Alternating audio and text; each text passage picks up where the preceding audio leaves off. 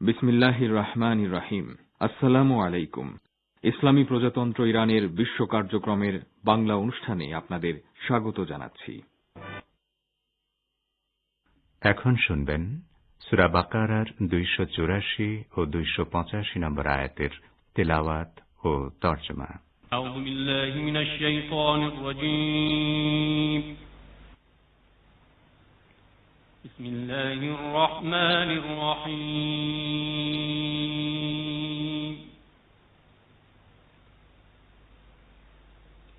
লিল্লাহি মা ফিস সামাওয়াতি ওয়া মা ফিল আরদ। وَإِن تُبْدُوا مَا فِي أَنفُسِكُمْ أَوْ تُخْفُوهُ يُحَاسِبْكُم بِهِ اللَّهُ فَيَغْفِرُ لِمَن يَشَاءُ وَيُعَذِّبُ مَن يَشَاءُ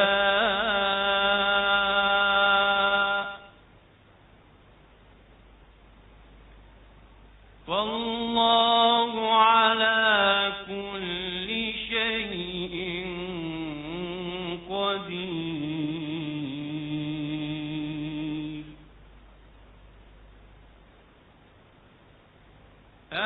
آمن الرسول بما أنزل إليه من ربه والمؤمنون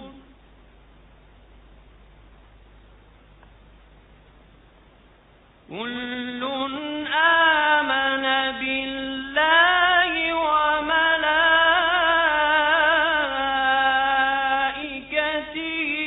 وكتبه ورسله كل آمن بالله وملائكته وكتبه ورسله لا نفرق بين أحد من رسله وقالوا سمعنا وأطعنا غفرانك ربنا وإليك المصير.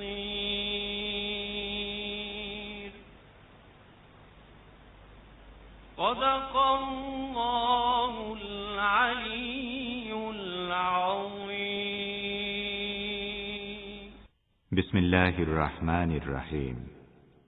যা কিছু আকাশ মণ্ডলীতে রয়েছে আর যা কিছু পৃথিবীতে আছে সবই আল্লাহর। তোমরা তোমাদের মনের কথা প্রকাশ করো বা নাই করো, আল্লাহ তোমাদের কাছ থেকে তার হিসাব নেবেন।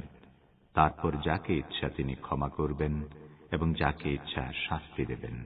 আল্লাহ সকল বিষয়ে সর্বশক্তিমান। রাসূল বিশ্বাস রাখেন সেই সব বিষয় সম্পর্কে যা তাঁর পালনকর্তার পক্ষ থেকে তাঁর কাছে অবতীর্ণ হয়েছে, এবং মুসলমানরাও বিশ্বাস রাখে আল্লাহর প্রতি, তাঁর ফেরেশতাদের প্রতি, তার গ্রন্থসমূহের প্রতি এবং তাঁর পয়গম্বরদের প্রতি। তারা বলে, আমরা তাঁর পয়গম্বরদের মধ্যে কোনো তারতম্য করি না। তারা বলে, আমরা শুনেছি এবং কবুল করেছি। আমরা তোমার ক্ষমা চাই, হে আমাদের পালনকর্তা।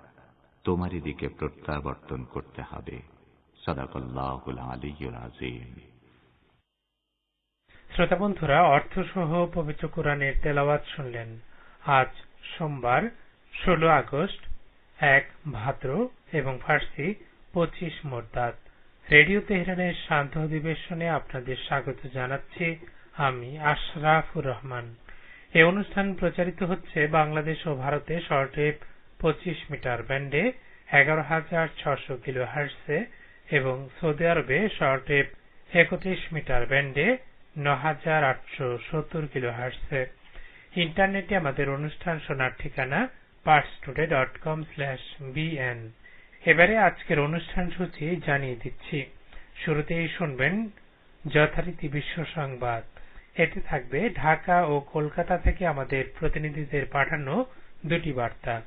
এরপর সংবাদ বিশ্লেষণমূলক অনুষ্ঠান দৃষ্টিপথে থাকবে আমেরিকার উপর আফগান সরকারের আস্থা রাখার পরিণতি সম্পর্কে আমাদের ভাষ্যকারের একটি পর্যালোচনা এবং বাংলাদেশে পাবজি ও ফ্রি ফায়ারের মতো আসক্তিকর অনলাইন গেমস বন্ধে হাইকোর্টের নির্দেশ সম্পর্কে আলাদা দুটি প্রতিবেদন।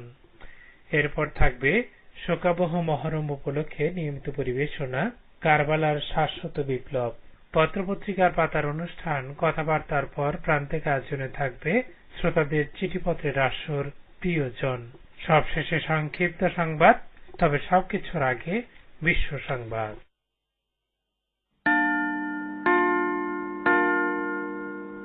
রেডিও তেহরান থেকে শুরু হচ্ছে বিশ্ব সংবাদ।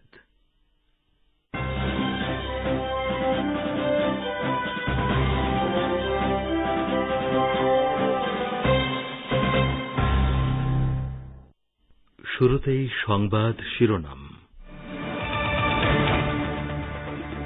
তালেবানের নিয়ন্ত্রণে আফগান প্রেসিডেন্টের প্রাসাদ, কাবুলে রাত্রিকালীন কারফিউ জারি। আফগানিস্তানে শান্তি প্রতিষ্ঠার প্রচেষ্টা অব্যাহত রাখবে ইরান, সুসম্পর্ক চায় চীন ও পাকিস্তান। পাবজি ও ফ্রি ফায়ারের মতো আসক্তিকর গেম বন্ধের নির্দেশ দিয়েছে বাংলাদেশের হাইকোর্ট। এবং আফগানিস্তানে আটকে পড়েছে 200-রও বেশি ভারতীয় নাগরিক, দিল্লিকে তালেবানের হুঁশিয়ারি।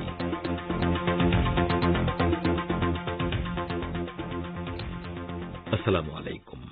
এতক্ষণ গুরুত্বপূর্ণ সংবাদ শিরোনাম শুনলেন। এবারে বিস্তারিত বিশ্ব সংবাদে আপনাদের স্বাগত জানাচ্ছি। আমি গাজী আব্দুর রশিদ। আফগানিস্তানের রাজধানী কাবুলের পূর্ণ নিয়ন্ত্রণ গ্রহণ করেছে তালেবান। অনেকটা বিনা রক্তপাতেই তারা রোববার রাতে প্রেসিডেন্ট প্রাসাদে প্রবেশ করেছে। কাতার ভিত্তিক নিউজ চ্যানেল আল জাজিরায় রোববার রাতে সরাসরি প্রচারিত ভিডিওতে দেখা গেছে কাবুলের প্রেসিডেন্ট প্রাসাদের অভ্যন্তরে দরবার হলে সশস্ত্র তালেবান সদস্যরা টহল দিচ্ছে। এর আগে বিকেলেই পদত্যাগ করে দেশত্যাগ করেন প্রেসিডেন্ট আশরাফ গনি।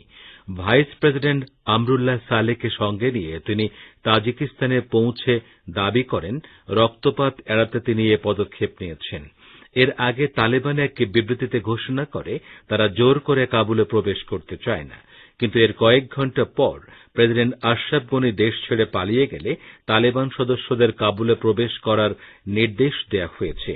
এদিকে আফগানিস্তানের সাবেক প্রেসিডেন্ট হামিদ কারজাইয়ের দপ্তর থেকে বলা হয়েছে বিশৃঙ্খলা ও জনদুর্ভোগ এড়িয়ে শান্তিপূর্ণ উপায়ে ক্ষমতা হস্তান্তরের জন্য একটি সমন্বয় পরিষদ গঠন করা হয়েছে। হামিদ কারজাই, আব্দুল্লাহ ও গুলবুদ্দিন হেকমতিয়ারকে নিয়ে এই পরিষদ গঠিত হয়েছে। ইরানের পররাষ্ট্রমন্ত্রী মোহাম্মদ জাওয়াদ জারিফ বলেছেন তার দেশ আফগানিস্তানে শান্তি প্রতিষ্ঠার চেষ্টা অব্যাহত রাখবে। নিজের অফিসিয়াল টুইটার পেজে দেয়া এক পোস্টে এ মন্তব্য করেন জারিফ। তিনি বলেন, দখলদারিত্বের মতোই সহিংসতা ও যুদ্ধের মাধ্যমে কখনো আফগান সংকটের সমাধান করা যায়নি এবং ভবিষ্যতেও যাবে না। ইরানের পররাষ্ট্রমন্ত্রী বলেন, যারা আফগানিস্তানে শান্তিপূর্ণ উপায়ে ক্ষমতা হস্তান্তরের জন্য সমন্বয় পরিষদ গঠন করেছেন তারা সত্যিকার অর্থে সংলাপ ও শান্তিপূর্ণ উপায়ে ক্ষমতা হস্তান্তর প্রক্রিয়া সম্পন্ন করবেন বলে তেহরান আশা করছে। গতকাল তালেবান আফগানিস্তানের রাজধানী কাবুলের দোরগোড়ায় পৌঁছে যাওয়ার পর দেশত্যাগ করেন প্রেসিডেন্ট আশরাফ গনি। তিনি তাজিকিস্তানে পৌঁছে বলেন রক্তপাত এড়াতে তাকে এ পদক্ষেপ নিতে হয়েছে। চীন বলেছে তালেবানের নেতৃত্বাধীন আফগানিস্তানের সঙ্গে গভীর বন্ধুত্বপূর্ণ ও সহযোগিতামূলক সম্পর্ক তৈরি করতে প্রস্তুত রয়েছে বেইজিং। আজ চীনা পররাষ্ট্র মন্ত্রণালয়ের মুখপাত্র হুয়া চুনইং নিয়মিত সংবাদ ব্রিফিংয়ে একথা বলেন। আফগানিস্তানের সঙ্গে সম্পর্ক গভীর করার সুযোগকে চীন স্বাগত জানায় বলেও তিনি উল্লেখ করেন। চুন ইং বলেন, ভূকৌশলগত গুরুত্বের কারণে কয়েক প্রজন্ম ধরে আফগানিস্তানকে কবজা করার বিষয়ে বড় বড় শক্তিগুলো লালায়িত ছিল। তিনি জানান, তালেবান বারবার চীনের সঙ্গে সম্পর্ক তৈরির আশা ব্যক্ত করে এসেছে। পাশাপাশি তারা আফগানিস্তানের পুনর্গঠন ও উন্নয়নে চীনের অংশগ্রহণ প্রত্যাশা করে। চীনা মুখপাত্র আরো বলেন, এগুলোকে আমরা স্বাগত জানাই। নিজেদের ভাগ্য স্বাধীনভাবে বেছে নেয়ার যে অধিকার আফগানদের রয়েছে তাকে সম্মান করে চীন। শান্তিপূর্ণভাবে ক্ষমতা হস্তান্তর এবং অংশগ্রহণমূলক ইসলামী সরকার গঠনের যে প্রতিশ্রুতি তালেবান দিয়েছে তারা তা রক্ষা করবে বলেও তিনি আশা করেন। আফগান ও বিদেশী নাগরিকদের জীবনের নিরাপত্তা নিশ্চিত করারও আহ্বান জানান চুন ইং। পাকিস্তানের পররাষ্ট্রমন্ত্রী শাহ মেহমুদ কুরেশি আফগানিস্তানের ক্ষমতার পালাবদলকে ঐতিহাসিক সুযোগ হিসেবে উল্লেখ করে বলেছেন, দেশটির সংকট সমাধানে রাজনৈতিক নেতাদের এই সুযোগ কাজে লাগাতে হবে। আফগানিস্তানের একটি প্রতিনিধি দলের সঙ্গে আজ বৈঠকের পর পাক পররাষ্ট্র দপ্তর থেকে প্রকাশিত এক বিবৃতিতে একথা বলা হয়েছে।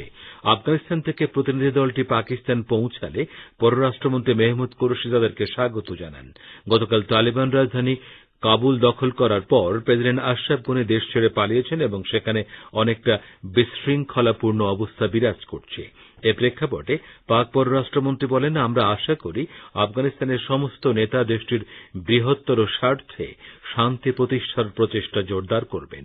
আফগানিস্তানে শান্তি ফিরিয়ে আনার জন্য পাকিস্তান গঠনমূলক ভূমিকা পালন করবে বলেও তিনি উল্লেখ করেন। কুরেশি বলেন, আমাদের লক্ষ্য হচ্ছে শান্তিপূর্ণ, ঐক্যবদ্ধ, গণতান্ত্রিক, টেকসই ও উন্নত আফগানিস্তান প্রতিষ্ঠা করা।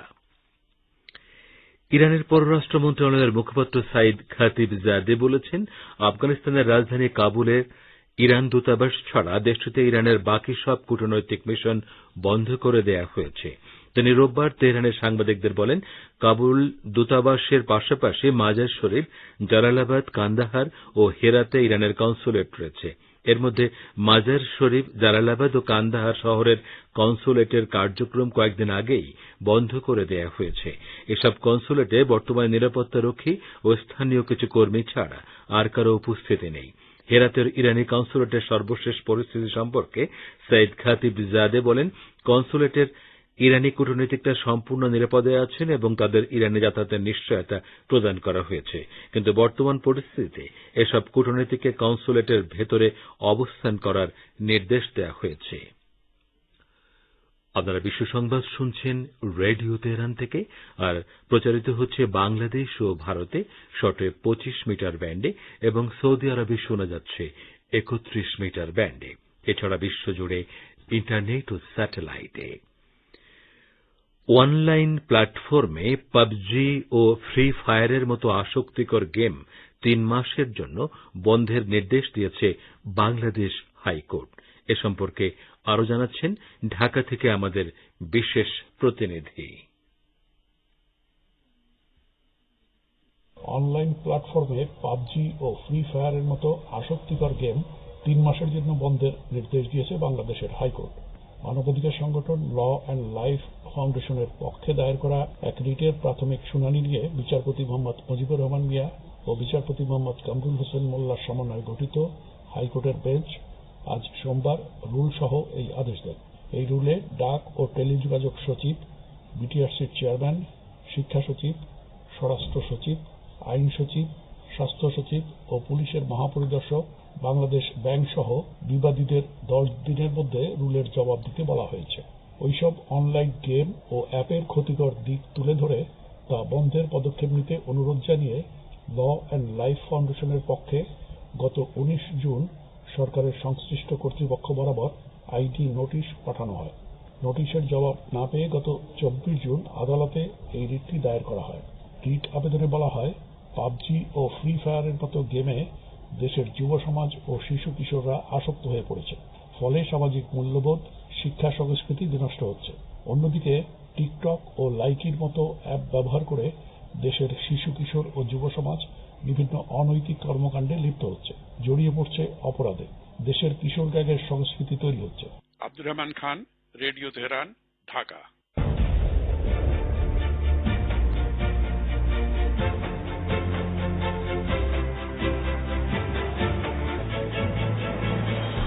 রেডিও তেহরান, খবরের সঙ্গে 24 ঘন্টা।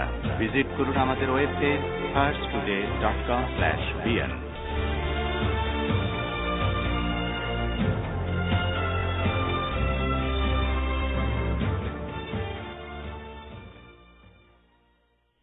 আবারও ফিরে এলাম সান্ধ্য বিশ্ব সংবাদে। আফগানিস্তানের সরকার ব্যবস্থায় রাষ্ট্রপতি শপথ না নেওয়া পর্যন্ত ঢাকা দেশটিকে স্বাগত জানাতে পারে না বলে মন্তব্য করেছেন বাংলাদেশের পররাষ্ট্র প্রতিমন্ত্রী মোহাম্মদ শাহরিয়ার আলম। আজ পররাষ্ট্র মন্ত্রণালয়ে নিজ দফতরে সাংবাদিকদের সঙ্গে আলাপের সময় তিনি ঢাকার এ অবস্থানের কথা জানান। তিনি বলেন, স্থিতিশীল যে কোনো পক্ষের সঙ্গে কাজ করবে ঢাকা। প্রতিমন্ত্রী বলেন, আমরা বলবো এটা স্টিল প্রিম্যাচিউর।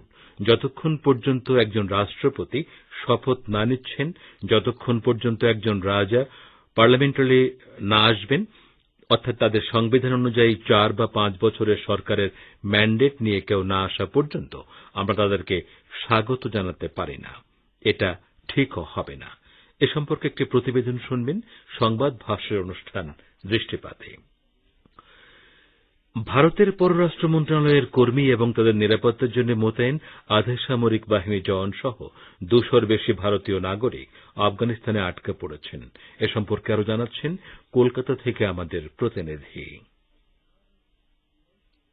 আফগানিস্তানে তালেবানদের নিয়ন্ত্রণের মধ্যে অনেক ভারতীয় সেখানে আটকা পড়েছে। আজ সোমবার বেসরকারি television channel NDTV Hindi website সূত্রে প্রকাশ, পররাষ্ট্র মন্ত্রণালয়ের কর্মী এবং তাদের নিরাপত্তার জন্য মোতায়েন আধা সামরিক বাহিনীর জওয়ান সহ 200-রও বেশি ভারতীয় বর্তমানে কাবুলে আটকা পড়েছে। এনডিটিভি জানিয়েছে, একটি ভারতীয় বিমান বর্তমানে কাবুল বিমানবন্দরে দাঁড়িয়ে আছে। তালেবানরা শহরে কারফিউ জারি করায় ভারতীয় মিশন প্রাঙ্গণ থেকে কর্মীদের কিভাবে বিমানবন্দরে আনা যায় সেটাই এখন বড় উদ্বেগের বিষয় হয়ে দাঁড়িয়েছে। এদিকে আফগানিস্তানে তালেবানদের ক্ষমতা দখলের বিষয়ে উদ্বেগ প্রকাশ করেছেন আন্তর্জাতিক সম্পর্ক বিশেষজ্ঞ ইমন কল্যাণ লাহিড়ী। তালিবানদের যে শাসন অতীতে আমরা দেখেছি তার পরিপ্রেক্ষিতে ভারতের পক্ষে সেটা কখনোই সুখকর ছিল না। দ্বিতীয়ত আফগান সরকারের হাতে, এবং একটা জিনিস মাথায় রাখতে হবে, তালিবানরা কিন্তু নন স্টেট অ্যাক্টর। তাদের হাতে এরকম অস্ত্র কিভাবে এসেছে, তারা কিভাবে দখলদারি চালাচ্ছে, কিভাবে আফগানিস্তানের রাষ্ট্রপ্রধান পালিয়ে যাচ্ছে, এই সামগ্রিক বিষয়টা কিন্তু আগামী দিনে একটা যে টেররাইজ জোন হিসেবে আমরা আগে পরিচিত ছিল তালিবানদের সময়, সেটাই কিন্তু পুনর্বহাল হতে চলেছে। আফগানিস্তানের চলমান পরিস্থিতির মধ্যে কাবুলের আকাশ সীমা বন্ধ করে দেওয়া হয়েছে, যার ফলে কাবুল বিমানবন্দর থেকে কোনো ফ্লাইট চলাচল করতে পারবে না। Abdul Hakim, radio Tehran, Kolkata. বলছিলেন কলকাতা থেকে আমাদের সংবাদদাতা। আফগানিস্তানের উন্নয়ন কাজে সহযোগিতা ও মানবিক ত্রাণ পরিচালনা করায় ভারতের প্রতি কৃতজ্ঞতা জানিয়েছে তালেবান। একই সঙ্গে দেশটিতে সামরিক তৎপরতা চালানোর ব্যাপারে নয়াদিল্লিকে হুঁশিয়ার করে দিয়েছে তারা।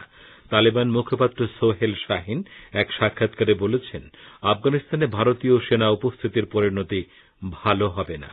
ভারতীয়রা আফগানিস্তানে অন্যান্য দেশের সামরিক উপস্থিতির পরিণতি স্বচক্ষে দেখেছেন। তবে তিনি কোন আফগানিস্তানে সম্ভাব্য ভারতীয় সেনা উপস্থিতির কথা বললেন তা স্পষ্ট নয়। মাফ করবেন, তিনি কেন আফগানিস্তানে সম্ভাব্য ভারতীয় সেনা উপস্থিতির কথা বললেন তা স্পষ্ট নয়। একই সঙ্গে শাহিন বলেন, আফগানিস্তানের অবকাঠামো নির্মাণ, অর্থনৈতিক ও সামাজিক উন্নয়ন পুনর্গঠন ও জনকল্যাণে ভারত যেসব কাজ করেছে সেজন্য আমরা তাদেরকে ধন্যবাদ জানাই। গত 2 দশকে আফগানিস্তানের অবকাঠামো নির্মাণ কাজে কয়েকশো কোটি ডলার খরচ করেছে ভারত। প্রতিবেশী আফগান সীমান্তে তালেবানের সঙ্গে ইসলামী প্রজাতন্ত্র ইরানের সীমান্ত রক্ষীদের সংঘর্ষ হয়নি। এই ঘটনার সঙ্গে সংশ্লিষ্ট একটি সূত্র সংঘর্ষের খবরকে গুজব বলে উড়িয়ে দিয়েছে। সূত্রটি বলছে, প্রতিবেশী আফগান সীমান্তে কোনো সমস্যা নেই। নাম প্রকাশে অনিচ্ছুক ওই সূত্র গতকাল বলেছে, ইসলাম কালা সীমান্তে তালেবান ও ইরানি সীমান্ত রক্ষীদের মধ্যে কোনো সংঘর্ষের ঘটনা ঘটেনি। তবে একজন তালেবান সদস্য ভুল করে ইরান সীমান্তে ঢুকে পড়ে এবং তাকে ইরানের সীমান্ত আইন জানিয়ে তাকে ফেরত দেওয়া হয়েছে। তো শ্রোতা বন্ধুরা, আমাদের নিউজ আজকে এখনকার মতো এই ছিল সর্বশেষ খবর। এতক্ষণ আমাদের সাথে থাকার জন্য অনেক অনেক ধন্যবাদ।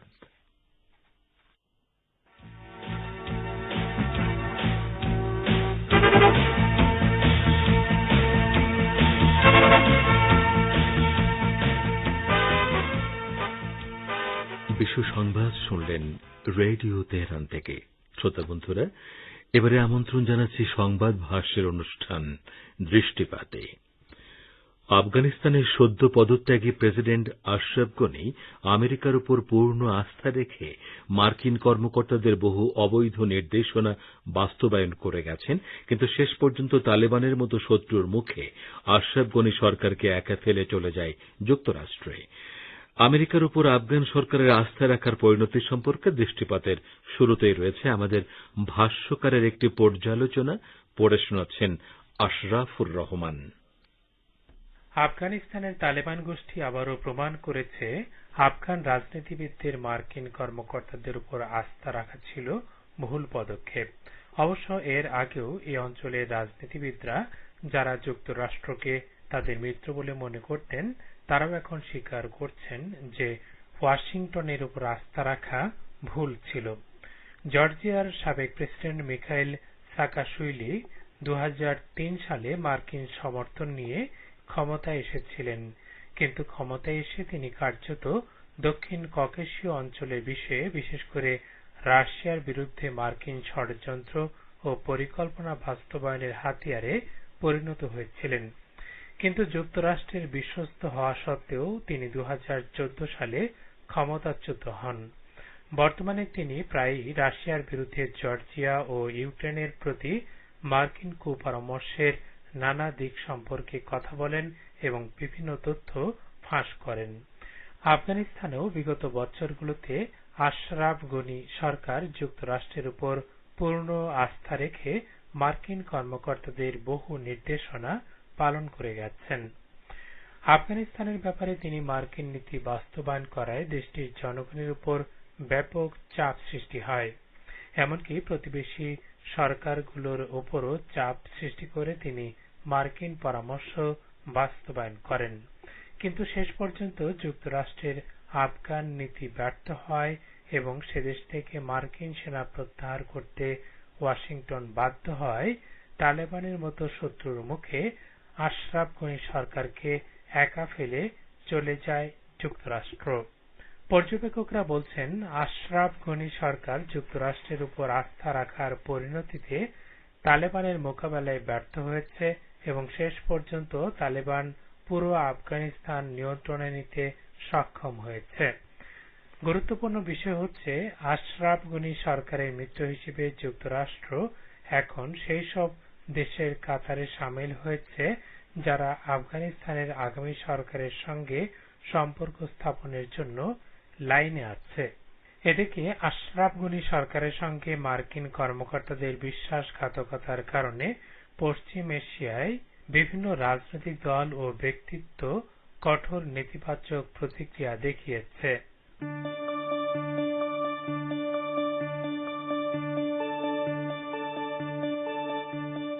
আপনারা রেডিও তেহরানের অনুষ্ঠান শুনছেন সরাসরি তেহরান স্টুডিও থেকে। ইন্টারনেটে আমাদের অনুষ্ঠান প্রতিদিন শুনুন এই ঠিকানায় parstoday.com/bn।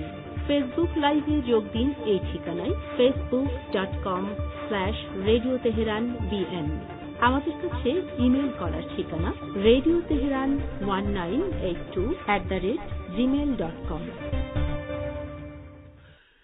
আমাদের ভাষ্যকারের পর্যালোচনাটি শুনলেন। শ্রোতা বন্ধুরা, অনুষ্ঠান সূচিতে ঢাকার প্রতিবেদনের বিষয়টি ভুল পড়ার জন্য দুঃখিত। এবারে আজকে ঢাকার প্রতিবেদনের দিকে দৃষ্টি দেব।